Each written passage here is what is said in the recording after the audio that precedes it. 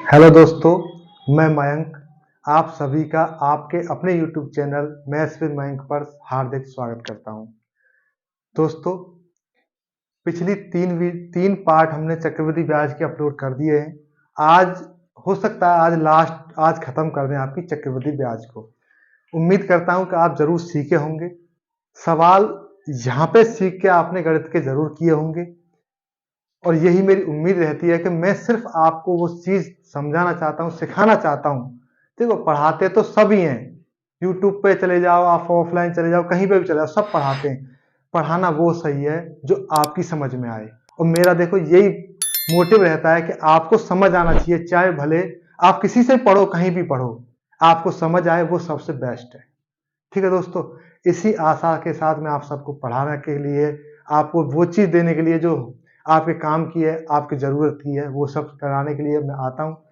तो दोस्तों, एक छोटी सी आपसे रिक्वेस्ट करता हूं कि जो लोग नए हैं वो चैनल को सब्सक्राइब जरूर करें और अपने मित्र, फ्रेंड्स सर्कल, जो भी आपका फ्रेंड सर्कल हो, आपके रिलेटिव हो, उनसे कहें जो लोग तैयारी कर रहे हैं, जो पढ़ते हैं, जो गवर्नमेंट जॉब की तैयारी करते हैं। देखो, ये चीज ऐसी है, हर एग्जाम में बिना गणित के, बिना रीजनिंग के कुछ नहीं होगा। ठीक है दोस्तों, कहते हैं ना जीएस जीएस ठीक है अपनी जगह, देखो हर सब्जेक्ट अपनी जगह वैल्यू रखता है, लेकिन जीएस का कोई भी अता पता नहीं है। लेकिन हाँ, गणित का ये है कि अगर ब्याज आपको आता है तो ब्याज से आप कहीं से सवाल आ जाए, आप छोड़ के नहीं आओगे। अब जीएस का ये है, अगर मान चलो आपने मतलब भारत का भूगोल पढ़ लिया, उसने पूछ लिया विश्व का भूगोल कैसे कर पाएंगे, तो उसमें देखो वो अपार है, वो समुद्र है, उसका कोई अता पता नहीं है। लेकिन इसका पता है कि अगर आपको ब्याज आता है, अगर ब्याज का क्वेश्चन आता है तो आप छोड़ेंगे नहीं। आपको अगर औसत आता है तो औसत का सवाल आप छोड़ेंगे नहीं। आपको अगर लाभ हानि आती है तो आप उसका सवाल छोड़ेंगे नहीं, और ये जरूर आएंगे, क्योंकि बिना मैथ्स के कोई पेपर नहीं बनता है। तो दोस्तों, इसी आशा के साथ, उम्मीद के साथ, मैं आशा सोचता हूं कि आप सही सही से पढ़ रहे होंगे, अच्छे से पढ़ रहे होंगे। ठीक है, उसी अच्छी पढ़ाई में बस चार चांद लगाने के लिए, आपको बस एक सहायता पहुंचाने के लिए सब मैं करता हूं। तो आपसे बस इतनी अपील है, आप जुड़ जाएं, लाइक किया करें और अपने कमेंट जरूर छोड़ा करें कि मैं और बेहतर क्या कर सकता हूं आपके लिए। ठीक है दोस्तों, आज शायद खत्म हो जाएगी, तो आ जाओ सीधे आप चलते हैं। पहला सवाल कहता है, 10,000 रुपए की राशि 20% सीआई की दर से 2 वर्ष में कितनी हो जाएगी यदि ब्याज छमाही दे हो। अब तक हमने जो सवाल किए थे वो वार्षिक पे ही, देखो बैंक की जो ब्याज होती है ना, वो भी वार्षिक पे ही लगती है। ठीक है, अब इसमें क्या बोला है कि छमाही दे हो, तो छमाही का मतलब जानते हो, 6 महीने पे, 6 महीने पे आपको ब्याज मिल जाएगा। ठीक है, अच्छा देखो, अब इसमें कुछ चीजें समझने की है, बस एक बार समझ लो, उसके बाद फिर कभी दिक्कत नहीं आएगी। ठीक है, देखो एक बार देखो, एक साल में 12 महीने होते हैं, 12 मंथ। एक साल में 12 महीने होते हैं, उसका मतलब 12 मंथ होते हैं, तो उसके लिए जो ब्याज की दर है वो 20% है। ठीक है दोस्तों, ये 20% एक साल की ब्याज मिलेगी आपको। ठीक, वो कहता है कि छमाही पे लेना है मुझे। अगर मैं छमाही की बात करूंगा तो इसको भी आधा करूंगा, 6 मंथ, तो इसको आधा करूंगा तो कितनी रह जाएगी, ये 10%। ये छमाही के लिए है। यहां तक क्लियर समझ पा रहे हो? देखो, बड़ी आसानी भाषा में मैं आपको समझाता हूं, मैं भी गांव से ही हूं, टेंशन वाली बात नहीं है, आपको जरूर समझ में आएगा। ठीक, तो 12 महीने में 20%, तो 6 महीने में 10%, क्योंकि ये आधा हो गया तो ये भी आधा हो गया। अब देखो टाइम का, टाइम क्या है, 2 वर्ष। टाइम था मेरे पास 2 वर्ष। अब देखो 2 वर्ष है, तो इसका मतलब क्या है कि कितने महीने हो गए, 24 मंथ। ठीक है भाई, 2 महीने, 2 साल का 24 मंथ हो गया, एक साल में 12 तो 2 साल में 24। अच्छा, वो कहता है कि एक छमाही पे देहू, मतलब 6 महीने पे। अगर मैं इसको 6 का भाग लगा दूं, या फिर ऐसे कहें कि एक साल में कितनी छमाही पड़ती है, 2, तो 2 साल में कितनी पड़ेंगी, 4। इतना समझ में आया है? देखो, एक साल में 2 छमाही पड़ती है और 2 साल में कितनी पड़ेंगी, फिर 4 छमाही। तो यही कारण है कि हम जो बोलते हैं ना कि दर को आधा कर दो, टाइम को डबल कर दो, तो वो चीज समझाने की कोशिश कर रहा हूं मैं, वो कैसे होता है। वो यहां से होता है कि 6 महीने की ब्याज आधी हो जाती है, क्योंकि ये आधा हो गया तो ये भी आधी हो गई। अब देखो, 2 साल में 4 छमाही होती हैं, तो आपका जो टाइम है वो 4 बार हो जाएगा, 4 छमाई बोलते हैं, क्यों छमाई पर दे है। तो अब हमने क्या करना है कि अब जो हम 2 साल को लेके चल रहे थे, अब हमें वो 10% की दर से 4 सालों में 4 छमाई मिलेंगी ना, तो 4 सालों में वो सब निकालना होगा। ठीक है दोस्तों, इतना मैं उम्मीद है आपको ये चीज समझ में आ गई होगी। ठीक है, अब देखो सवाल पे, 4 बार आपको निकालना है 4 साल के लिए, 4 साल के नहीं है मतलब 4 छमाई के लिए, क्योंकि छमाई को अब मैंने एक साल बोल रहा हूं, क्यों, क्योंकि एक छमाई पे वो काउंट कर देगा 10% के हिसाब से। ठीक है, तो देखो अब ये मेरी ब्याज है, इनसे मुझे कोई मतलब नहीं रह गया है, ये वाला और 2 साल वाला। अब क्यों 4 छमाई पड़ जाएंगी 2 साल में, तो देखो 10% के हिसाब से 10,000 रुपए पर 10% के हिसाब से कितना मिलेगा, 1,000 रुपए। ठीक है, फिर 1,000 रुपए मिलेगा, फिर 1,000 पे 10% के हिसाब से 100 रुपए। अब तो ये बहुत आसान लगने लगा होगा तुम्हें भी, क्योंकि काफी टाइम हो गया, काफी सवाल हमने ऐसे किए हैं। तो देखो फिर 1,000 रुपए मिलेगा, ये 200 रुपए मिलेगा, और 100 रुपए पर 10% के हिसाब से 10 रुपए। ठीक है, अब देखो फिर 1,000 रुपए, ये 300 रुपए, अब ये 300 पे इधर 300 पे मिलेगा कितना, 30 रुपए, और इस 10 पे मिलेगा 10% हिसाब से 1 रुपए। ठीक है दोस्तों, ये सब क्या मिल गया, हमें ब्याज मिल गई। अब इन सबको ब्याज को हम जोड़ देते हैं, पूरा का पूरा कितना हो जाएगा, ये 4,000 हो गया, 300 300 600,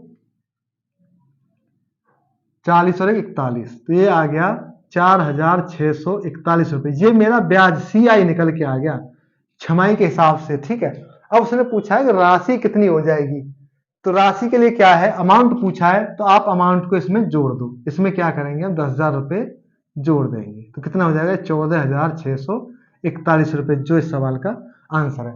दोस्तों पहला सवाल मैंने इसलिए आराम से समझाया कि अगले सवालों में आपको कोई भी गड़बड़ ना हो। ठीक है दोस्तों, तो दोस्तों देखो अगला सवाल, सवाल नंबर 2। पिछला सवाल आपकी तरह मतलब आपने सीखा, छमाई का आपने समझ लिया कि दर हो जाती है आधी, टाइम हो जाता है डबल, क्योंकि छमाई 1 साल में डबल हो जाती है, 2 हो जाती है। अब देखो 10,000 रुपए की राशि 20% CI की दर से 1 वर्ष में कितनी हो जाएगी यदि ब्याज तिमाही दे हो। तिमाही मतलब 3 महीने पे, अब तक क्या था, हम छमाई कर रहे थे तो 6 महीने पे, अब तिमाही है तो मतलब 3 महीने पे। ठीक है दोस्तों, तो देखो फिर मैं समझा रहा हूं, अब की बार समझ में जरूर आ जाना चाहिए, अगर पिछले सवाल पे नहीं आया तो देखो, 12 महीने का 12 मंथ या 1 साल का जो ब्याज दर है कितना है, 20%। ठीक है, हमको निकालना 3 महीने का। अब देखो 3 महीना कैसे करें, कितने का भाग लगाएं जो 3 हो जाए इसमें, तो अगर मैं इसमें 4 का भाग लगा दूं, ठीक है 4 से काट दूं तो 3 महीने हो जाएगा, 3 मंथ, इसमें भी 4 का भाग लगाएंगे तो कितना हो जाएगा, ये 5%। ऐसे मानो कि 12 महीने में 20% मिल रहा है, तो 3 महीने में कितना मिलेगा, 5%। ये समझ में आया है। ठीक है दोस्तों, अब देखो टाइम का टाइम, तो वो बोला है 1 साल में, 1 ईयर में कितने मंथ होते हैं, 12 मंथ। वो कहता है कि 3 महीने में कर दो हमारा, तो 3 महीने चाहिए हमें। तो देखो अगर मैं 12 मंथ के 3-3 महीने बनाऊंगा तो कितने महीने बन जाएंगे, 4। बहुत बढ़िया, बस यही चीज समझना होता है कि छमाही पे 2 बनते हैं, 2 छमाही बन जाती है 1 साल में। तिमाही क्या है कि 4 तिमाही बन जाते हैं। देखो एक तिमाही, एक तिमाही, एक तिमाही, देखो ये भी 3, ये 3, ये 3, ये 3, तो कितने बन गए, ये 4 बन गए। तो अब क्या है कि मुझे 4 तिमाही निकालनी पड़ेंगी 5% के हिसाब से। समझ पा रहे हो, यही चीज है बस समझने की। ठीक है, बाद बाकी तो आप जैसे करते हो ठीक है, लेकिन देखो समझना अलग चीज है। अगर एक बार समझ गए तो फिर कभी भूलोगे नहीं। गणित का सबसे अच्छा यही पढ़ने का तरीका है कि एक बार समझ लो, उसके बाद फिर कभी भूलने का नहीं होता। देखो 1 साल में 12 महीने, तिमाही की बात करा तो मैं 3-3 महीने की तिमाही बनाई है, तो 3 महीना, 3 महीने, 3 महीने, तो कितने महीने हो गए, 1 2 3 4, 4 तिमाही से बन के 1 साल बन जाता है। 1 साल का ही पूछा उसने, तो 4 तिमाही निकालना पड़ेगा। तो मैं पहले की तरह 1 2 3 और ये 4। ठीक है, 5% के हिसाब से कितना मिलेगा, 5,000 रुपए। ठीक है, 5,000 रुपए, फिर 5,000 रुपए मिलेगा, 5,000 रुपए 5% के हिसाब से मिलेगा 250 रुपए। ठीक है, 5,000, ठीक है, 5,000 मिलेगा 500 रुपये करके देख लेते हैं। ये 10,000 रुपये पर 5% के हिसाब से 500, सॉरी 500 रुपये मिलेगा। ठीक है, ये हमने गलती कर दी, 500 रुपये। तो 500 रुपये पर 5% के हिसाब से 25 रुपये, फिर 500 रुपये मिलेगा। 500 पे 25 तो 500 पे फिर 25 तो कितने मिलेगा 50 रुपये। अब 25 पे 500 रुपये, 25 पे 5 के हिसाब से 25 इंटू 5/100 तो कितना होगा 125/100 तो कितना हो जाएगा 1.25। ठीक है, अच्छा जी। फिर देखो 500 रुपये मिलेगा, फिर 75 हो जाएगा। अब 75 पे 5%, तो देखो 75 पे 5% कितना हो जाएगा 25, 2 लगे 35/100 तो 3.75 प्लस। अब इस पे 1.25 पर निकालना, 1.25 पे 5% अपॉन 100 कितना आ जाएगा 625 अपॉन 100 तो कितना है, 2 स्थान और खिसक जाएंगे तो पॉइंट लग कितना आ जाएगा, तो जाएगा 0.0625। ठीक है, अब दोस्तों सबको जोड़ लो, ये आपका आंसर आ जाएगा। कितना हो जाएगा 2000 तो ये हो गया, कितना होगा 75 300 रुपये ये हो जाएगा 150 रुपये,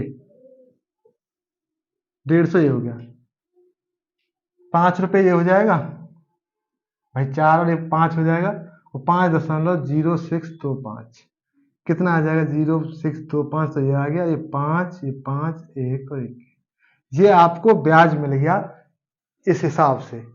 अगर उसने राशि पूछी है तो 10,000 रुपये और इसमें ऐड कर देंगे 0.0001 तो जाएगा 12,155.0625 रुपये। तो थोड़ा कैलकुलेटिव था, लेकिन अगर आपको आता है तो आप जरूर से कर पाएंगे। ठीक है दोस्तों, आओ दोस्तों एक और सवाल लेते हैं। देखो सवाल, 8100 रुपये की राशि पर 1/4 वर्षों के लिए 8% की दर से चक्रवृद्धि ब्याज क्या होगा जबकि ब्याज प्रति 5 माह पर संयोजित हो। अब की बार क्या है, न तो छमाही है न तिमाही है, अब की बार क्या है वो 5 महीने पर संयोजित करना चाहता है। ठीक है दोस्तों, तो घबराने की कोई बात नहीं है, हमने जो सीखा है वही चीज लगाओ। तो देखो दर कितनी मेरी 12 मंथ की जो दर है वो कितनी है 8%। ठीक है, मुझे कितने की चाहिए 5 महीने की, तो 5 महीने की कितनी हो जाएगी 5 मंथ की जो दर हो जाएगी 8/12 इंटू 5। ठीक है, 4 से काट दो 2 बार, 4 से 3 बार कितनी हो जाएगी 10/3% की दर, ये आपकी दर आ गई। अब देखो टाइम देख लेते हैं, टाइम क्या दे रखा है 1/4 ईयर, तो कितने मंथ हो गए, तो 1 साल के तो 12 मंथ हो गए और 1/4 के कितने मंथ हो गए 3 मंथ, तो 12 और 3 कितने हो गए 15 मंथ। ठीक है, 15 मंथ्स हो गए। अब वो 5 महीने पर काउंट करेगा, तो मुझे बताओ 15 महीने के 5 के हिस्से बनाओगे तो कितने हिस्से बन जाएंगे, ये 5 ये 5 और ये भी 5।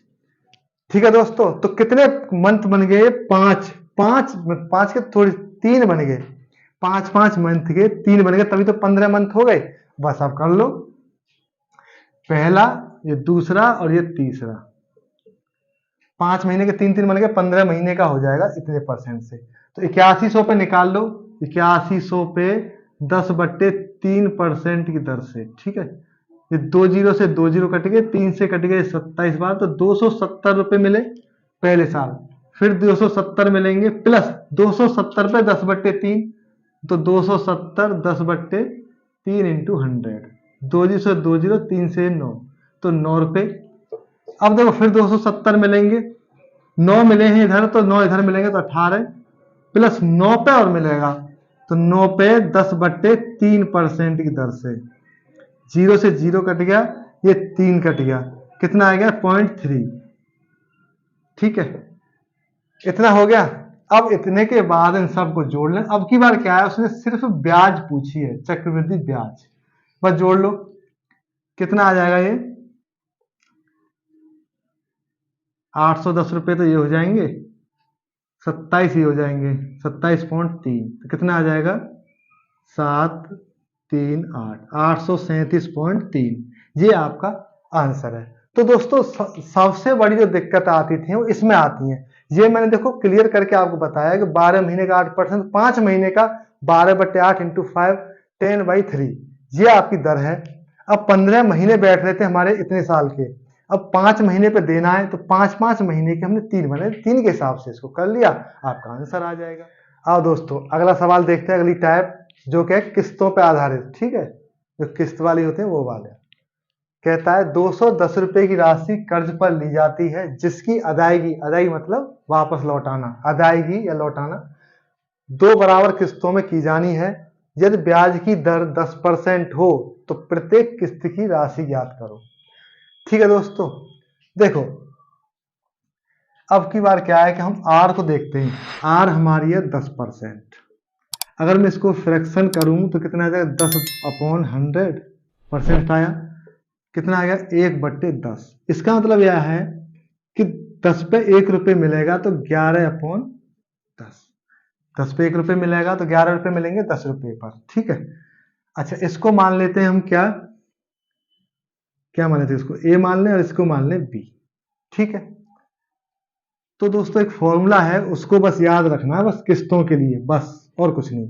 ये होता है B/A into A plus B/A into किस्त अब बराबर P,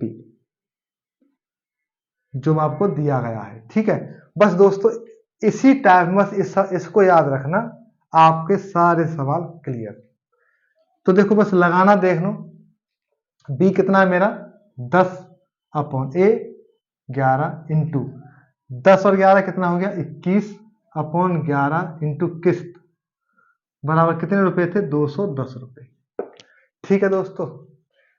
तो देखो 21 दाम का 210 से 210 कट गया तो इधर कितना हो गया 121, 121 इधर चलेगा तो किस्त कितने की बन गई 121 रुपए की, ये आपका आंसर है। बस दोस्तों यहाँ पे थोड़ा सा समझ लो, एक बार और देख लो।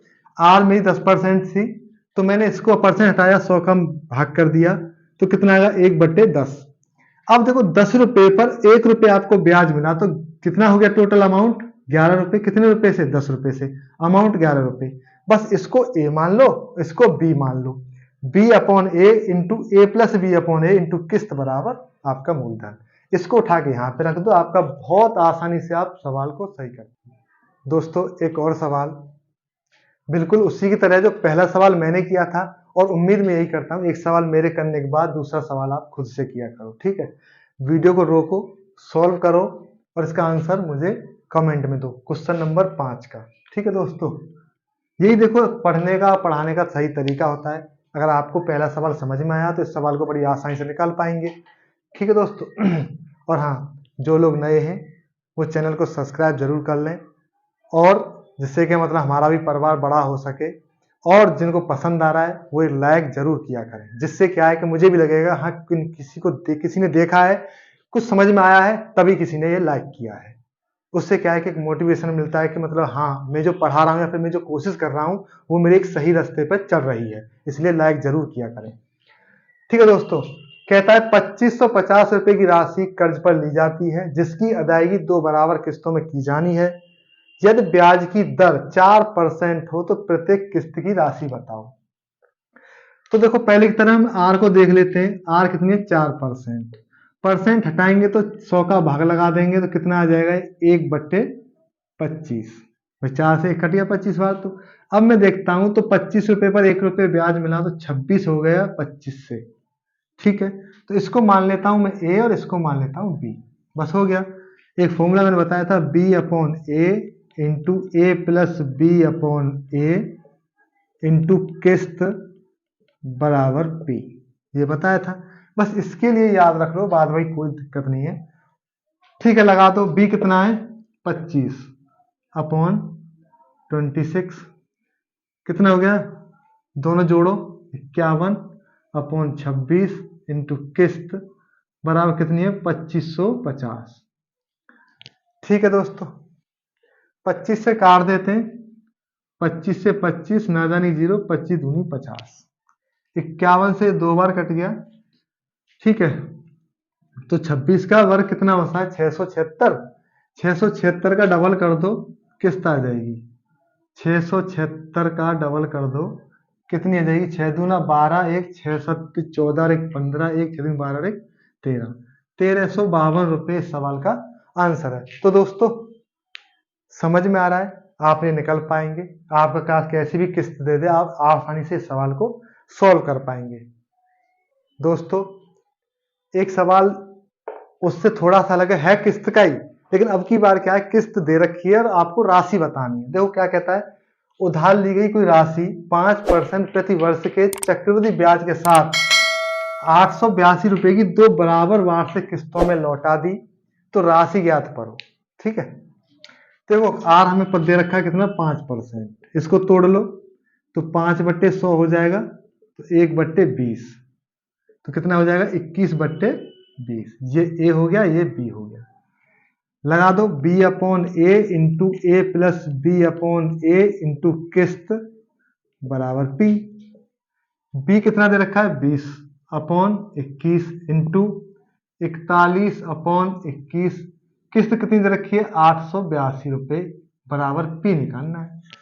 बस काट दो, कितना? 21 से काटो, 21 चौके 84, कितने बच्चे? 4, 21 दूनी 42, 21 से कट गया ये 2 बार, तो ये जाएगा 20 दूनी 40 इंटू 41, गुणा कर लो 0, 4 1 4, 4 चौक 16, तो 1640 रुपए की राशि थी। ये पी आ गया आपका। तो दोस्तों आसान है, बस इतना याद रखना है, बाद बाकी कोई दिक्कत इसमें आनी नहीं है। और हाँ, ये पूरा चैप्टर मैंने कंप्लीट कर दिया है, एक एक दो दो सवाल के साथ। अगर इसके बावजूद कोई टाइप मेरे अकॉर्डिंग तो कोई टाइप बची नहीं है।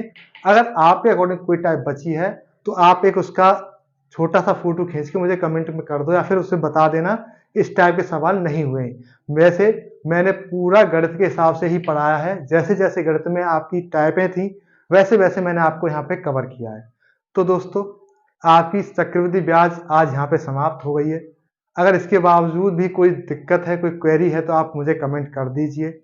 और हाँ, जो लोग नए हैं, मैं फिर से अपील करता हूँ, जो लोग नए हैं वो सब्सक्राइब जरूर करें। और हाँ, जिनको पसंद आता है, वीडियो अच्छा लगता है, वो लाइक भी करें। जिससे क्या होता है कि मुझे ये मैसेज आता है कि हाँ इतनी लाइक आई, इसका मतलब यह है कि इतने लोगों ने वीडियो देखा है और उनकी समझ में कुछ आया है।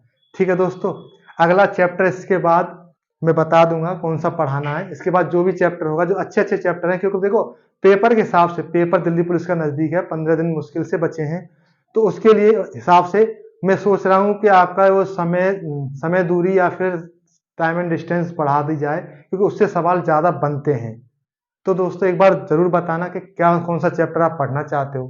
ठीक है दोस्तों, तब तक मिलता हूं मैं तुम्हें अगले चैप्टर के साथ। तब तक अपना ध्यान रखिए, खूब मन से पढ़िए, अच्छे रहिए। धन्यवाद, थैंक यू।